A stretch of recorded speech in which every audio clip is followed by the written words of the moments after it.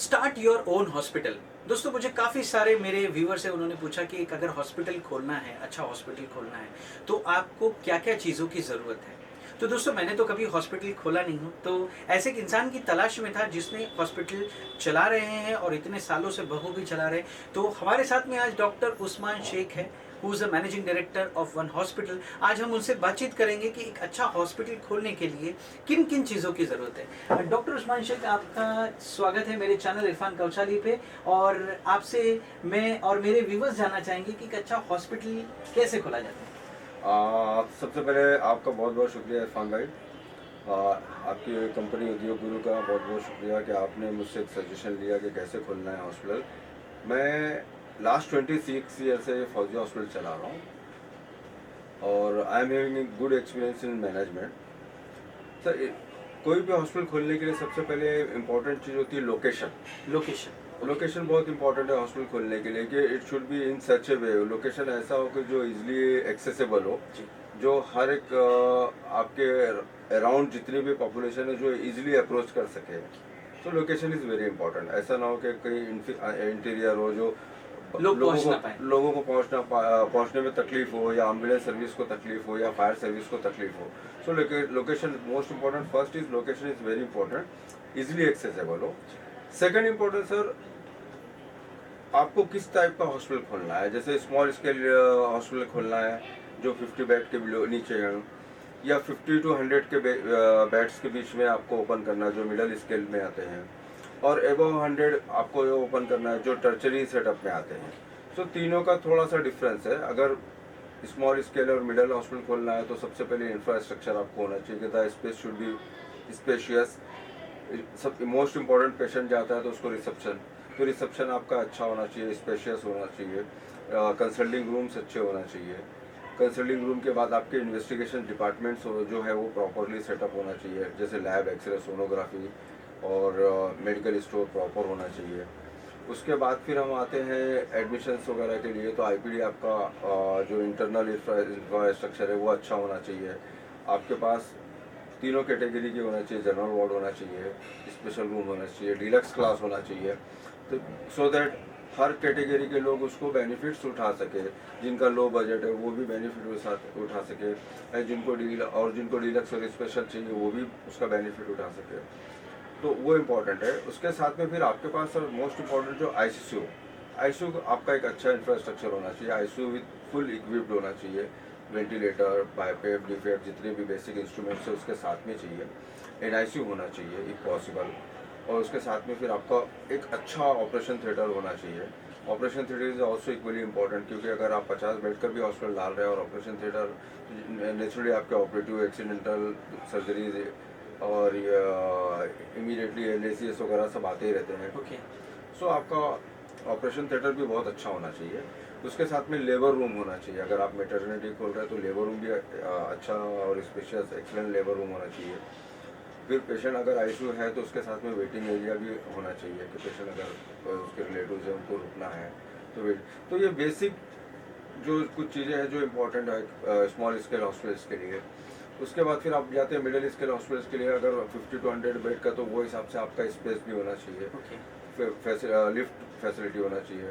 Plus आपके पास दूसरी जो चीज़ें हैं जैसे ऑक्सीजन प्लांट है वो प्रॉपरली इम्प्लांट होना चाहिए, और बायोमेडिकल वेस्ट वगैरह के लिए प्रॉपर स्पेस चाहिए, लॉन्ड्री के लिए प्रॉपर स्पेस चाहिए। तो इन चीज़ों को भी बहुत ध्यान में रखना है। ओके। आपके पास मेडिकल अपना डॉक्यूमेंट डिपार्टमेंट भी होना चाहिए, लीगल डिपार्टमेंट। लीगल डिपार्टमेंट होना चाहिए जो डॉक्यूमेंट को कंफर्टेबली संभाल के संभाल रख सके। सके। क्योंकि आज की तारीख में मेडिकल लीगली जो document minimum 7 to 10 years preserve करना पड़ता है, संभाल के रखना पड़ता है। या सो डॉक्यूमेंट के लिए भी प्रॉपर डिपार्टमेंट होना चाहिए। और आप कैशलेस सर्विस प्रोवाइड करते हैं तो एक अलग से आपके पास कैशलेस डिपार्टमेंट होना चाहिए।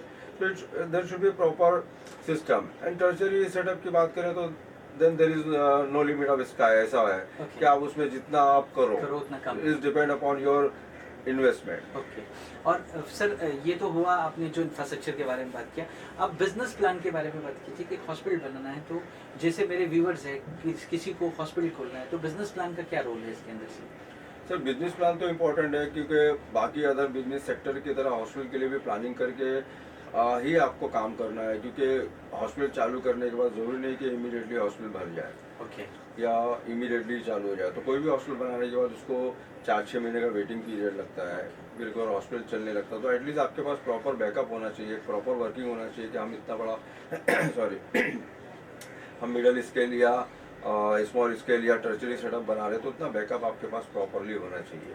मतलब बिजनेस फाइनेंस भी आपके पास में एक बैकअप होना चाहिए। डेफिनेटली होना चाहिए। बिजनेस फाइनेंस बैकअप होना चाहिए, और इसके लिए बाकायदा साथ ही साथ अगर बिजनेस कंसल्टेंट्स है, जैसे आप जैसे लोग हैं साथ में, एक गुड बिजनेस कंसल्टेंट और बिजनेस कोच, तो even they are guiding how to develop the practice. Okay, that is important, क्योंकि प्रैक्टिस भी डेवलप होना चाहिए और आपके पास फैसिलिटी इतनी अच्छी होनी चाहिए, सर्विस इतनी अच्छी होना चाहिए कि you can cover maximum people around you.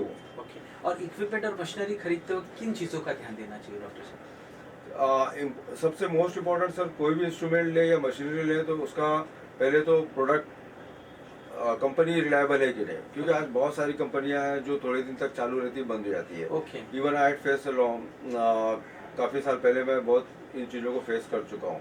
So now I realise कि good company is important, reliable and good company जो आपको मेंटेनेंस और सर्विसिंग दे सके। जो आप इंस्ट्रूमेंट परचेस कर रहे हैं, it should be from good company, one important. Second, sale service, that is very important. कि आपने कोई भी इंस्ट्रूमेंट परचेस किया तो उसका सेल सर्विस कैसा है, अगर उसका सेल सर्विस अच्छा है then you can go for that. नहीं तो आपने एक बार मशीन ले लिया, बीच में कुछ प्रॉब्लम आया, 1-2 साल के बाद तो हर मशीन कहीं ना कहीं प्रॉब्लम आता है, उसको मेंटेनेंस लगता ही है, और कंपनी नहीं रहती है, या कंपनी चेंज हो गई, या बंदे चेंज हो गए, या रिप्रेजेंटेटिव चेंज हो गए, तो इट इज वेरी डिफिकल्ट। तो मशीनरीज के लिए बहुत इंपॉर्टेंट है कि गुड क्वालिटी ऑफ मशीनरीज ले, भले से it will be expensive, but good quality के इंस्ट्रूमेंट्स होना चाहिए, सेल्स सर्विस प्रॉपर होना चाहिए, उसके एमसीज बराबर होना चाहिए, that is very important. Doctor साहब, कहा जाता है कि हॉस्पिटल्स की मार्केटिंग नहीं कर सकते क्योंकि कुछ लीगल एथिकल चीज़ें होती है।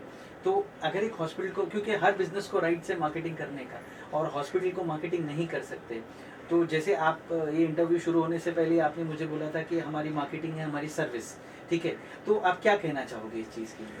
या डेफिनेटली सर, हॉस्पिटल जो है, हॉस्पिटल की सर्विस इसके लिए ये है कि आप हॉस्पिटल को प्रमोट नहीं कर सकते, या बिकॉज उसका कैसा है, वंस यू विल स्टार्ट, आप 1 या 2 बार कर सकते हो, एज सुन एज आपने जब चालू किया तो आप लोगों को मालूम तो होना चाहिए, तो आप स्टार्ट में 1 या 2 ये एडवर्टीजमेंट दे सकते हो कि हॉस्पिटल चालू हुआ है। ओके। आप फैसिलिटीज को हाईलाइट्स कर सकते हो। Okay.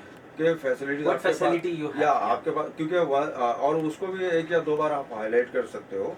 Marketing like a business sense नहीं करना है, बिकॉज हॉस्पिटल में कैसा, it is important with the life. तो आपने कोई नई चीज़ लिया है या आपने कोई नया डिपार्टमेंट शुरू किया है, अभी आज समझो मैंने कोई नया डिपार्टमेंट शुरू किया, जब तक मैं उसको मार्केटिंग नहीं करूँगा या उसको एडवर्टीजमेंट नहीं करूँगा, लोगों को अवेयरनेस नहीं होगा। तो कोई भी फैसिलिटी आती है या नया इंस्ट्रूमेंट्स आता है या कुछ चीज़ें ऐसी जो आपके पास है, आजू बाजू में नहीं है, तो आप उसको 1 या 2 बार एडवर्टाइज कर सकते हो, यानी प्रमोट कर सकते हो, बता सकते हो, एजुकेट कर सकते हो, so that they should people should get benefited of that. क्या बात है। मैं डॉक्टर उस्मान जी का बहुत बहुत दिल से धन्यवाद करना चाहूँगा, थैंक यू करना चाहूँगा, क्योंकि ये इतनी छोटी छोटी चीज़ें, इंफ्रास्ट्रक्चर से लेके, प्लान से लेके, फाइनेंस से लेके, हर एक चीज़ उन्होंने इतने आसानी से बता दी, जो कोई भी अपने लाइफ में अगर हॉस्पिटल खोलना चाहता है या हॉस्पिटलिटी इंडस्ट्री में आना चाहता है, तो ये पॉइंट्स उनके लिए बहुत ही कारगर साबित होंगे, है ना डॉक्टर उस्मान जी। मैं आपका बहुत बहुत तहे दिल से शुक्रगुजार हूँ, मेरे व्यूवर शुक्रगुजार है,